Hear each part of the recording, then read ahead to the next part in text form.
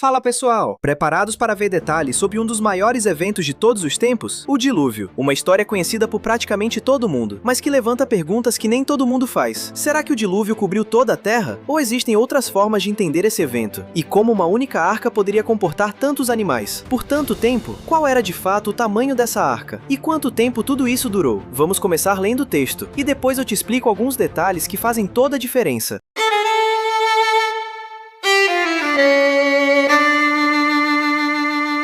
Gênesis 7. Depois disse o Senhor a Noé: Entra tu e toda a tua casa na arca, porque tenho visto que é justo diante de mim nesta geração. De todos os animais limpos, tomarás para ti 7 e 7, o macho e sua fêmea.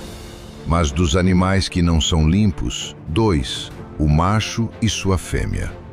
Também das aves dos céus, 7 e 7, macho e fêmea, para conservar em vida sua espécie sobre a face de toda a terra. Porque passados ainda 7 dias, farei chover sobre a terra 40 dias e 40 noites, e desfarei de sobre a face da terra toda a substância que fiz.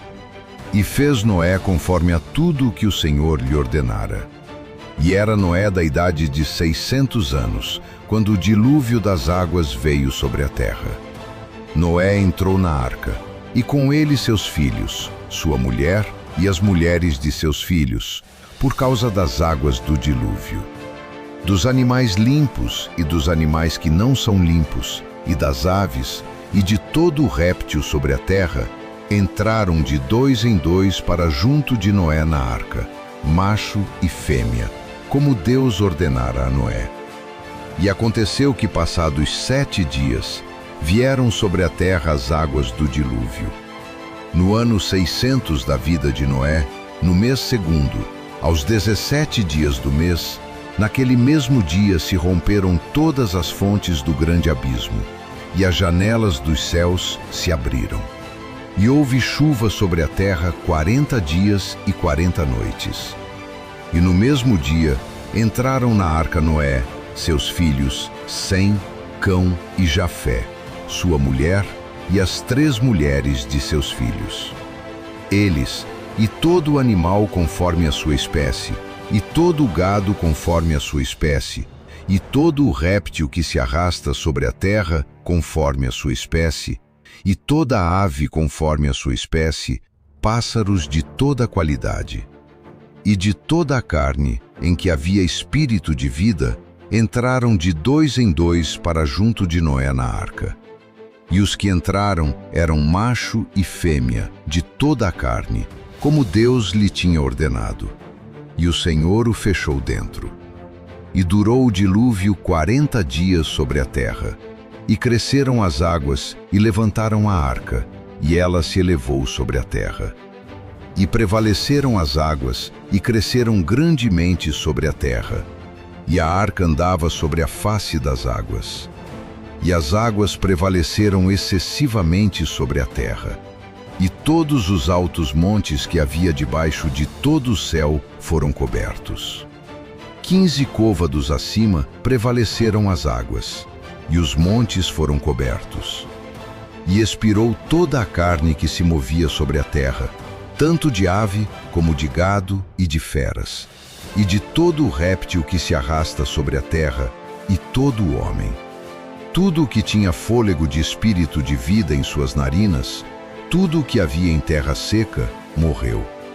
Assim foi destruído todo o ser vivente que havia sobre a face da terra, desde o homem até ao animal, até ao réptil e até a ave dos céus.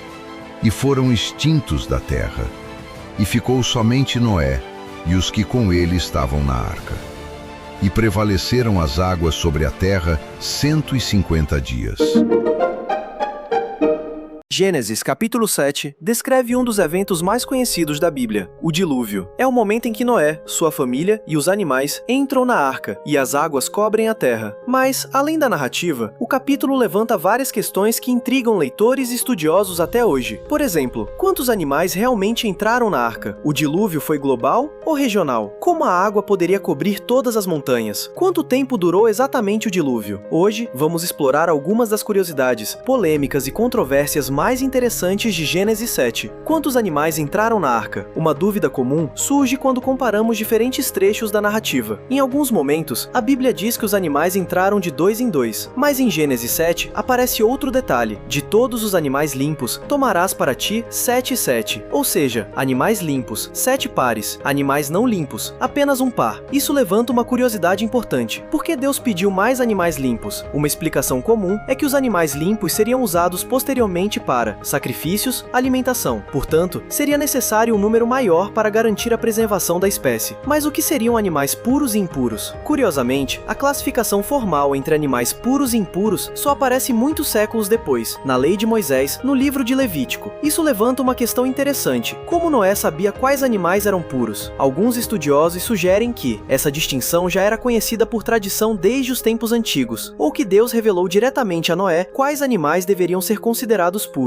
Outra possibilidade é que essa distinção estivesse relacionada principalmente ao uso sacrificial, e não necessariamente à alimentação, como seria mais tarde na lei mosaica. Quais animais entraram na arca? Essa é outra pergunta que gera muitos debates. A Bíblia diz que entraram animais conforme a sua espécie, mas o que significa exatamente essa expressão? Existem duas interpretações principais. Interpretação 1. Todas as espécies modernas. Alguns entendem que cada espécie existente hoje teria sido representada na arca, mas isso levanta várias dificuldades. O enorme número de espécies no planeta, animais de regiões muito distantes, como cangurus da Austrália, ursos polares do Ártico. Isso levanta perguntas sobre como esses animais chegariam até a arca. Interpretação 2. Tipos básicos de animais. Outra interpretação bastante discutida sugere que a Bíblia pode estar falando de tipos básicos de animais, e não necessariamente de todas as espécies modernas. Por exemplo, um único tipo básico de felino poderia dar origem a leões, tigres, leopardos ou gatos domésticos. Com o tempo, esses tipos básicos poderiam ter se diversificado. Essa interpretação também levanta outra curiosidade muito debatida. E os dinossauros? Alguns intérpretes sugerem que dinossauros poderiam ter entrado na arca, talvez em versões jovens ou menores. Outros entendem que os dinossauros já teriam desaparecido antes do dilúvio. Porém, há quem argumente que existem relatos antigos de povos posteriores ao dilúvio, descrevendo grandes criaturas semelhantes a dragões ou animais gigantes, que alguns associam aos dinossauros. Em várias culturas antigas, aparecem registros de criaturas gigantes, sendo caçadas ou enfrentadas por humanos. Por isso, alguns estudiosos levantam a possibilidade de que certos tipos de dinossauros possam ter sobrevivido ao dilúvio por algum tempo, antes de desaparecerem definitivamente. Esse tema continua sendo objeto de debate entre diferentes interpretações da narrativa bíblica. A idade de Noé quando o dilúvio começou. O texto diz: era Noé da idade de 600 anos quando veio o dilúvio. Isso chama a atenção porque mostra como as pessoas ainda viviam muito tempo naquela época. Segundo a cronologia bíblica tradicional, o dilúvio teria ocorrido aproximadamente 1650 anos após a criação de Adão, dependendo do método de cálculo utilizado. As fontes do grande abismo. O texto descreve algo impressionante. Romperam-se todas as fontes do grande abismo. Além disso, também diz que as janelas do céu se abriram. Isso levanta uma pergunta interessante: de onde veio toda essa água? Algumas interpretações sugerem enormes reservatórios subterrâneos, intensa atividade geológica ou um fenômeno climático extremo. Nesse cenário, a água não teria vindo apenas da chuva, ela poderia ter surgido debaixo da terra e também de cima, criando um tipo de tempestade muito diferente das que conhecemos hoje. Outros estudiosos entendem essas expressões como linguagem simbólica, descrevendo uma inundação massiva e catastrófica. Quanto tempo durou o dilúvio? Outro detalhe curioso é a duração do evento. Gênesis 7 diz: choveu sobre a terra 40 dias e 40 noites, mas esse não foi todo o tempo do dilúvio. Logo depois, o texto afirma: prevaleceram as águas sobre a terra 150 dias, ou seja, a inundação completa durou muito mais tempo do que apenas 40 dias de chuva. Considerando toda a narrativa até Gênesis 8, muitos estudiosos calculam que o episódio completo teria durado aproximadamente um ano. O dilúvio foi global ou regional? Essa é uma das maiores controvérsias de todo o livro de Gênesis. O texto afirma: todos os altos montes que havia debaixo de todo o céu foram cobertos. Alguns intérpretes entendem isso como um dilúvio global, que teria coberto toda a terra. Terra. Outros sugerem que o texto pode estar descrevendo um dilúvio extremamente grande, mas regional, dentro da perspectiva geográfica conhecida naquela época. O problema da quantidade de água. Se todas as montanhas atuais fossem cobertas, seria necessário um volume gigantesco de água, muito maior do que o existente hoje nos oceanos. Por isso, alguns estudiosos sugerem que as montanhas poderiam ser mais baixas antes do dilúvio, ou que o texto estaria se referindo às montanhas da região conhecida na época. Relatos de dilúvio em outras culturas.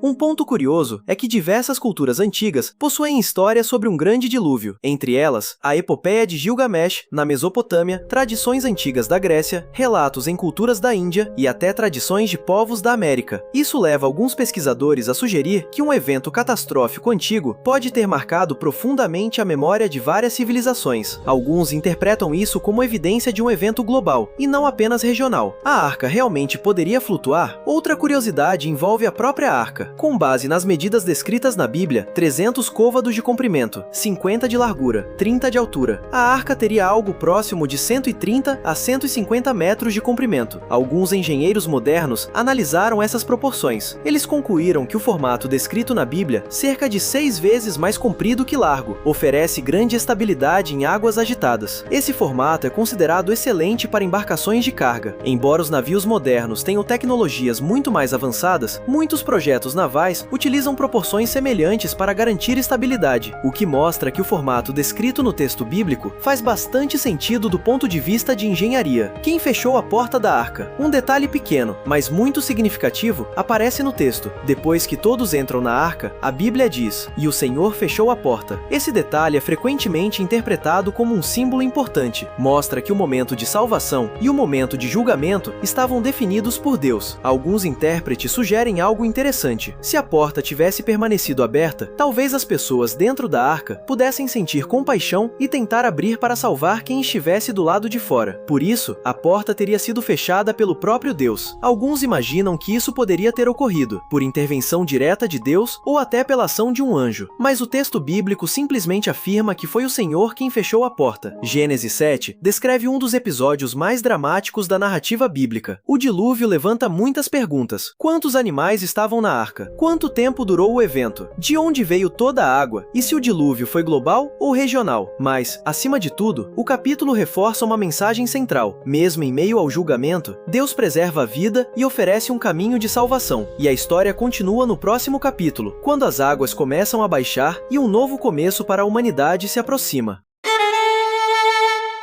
Curtiu o vídeo? Então não esquece de deixar o like, se inscrever no canal e comentar aqui embaixo.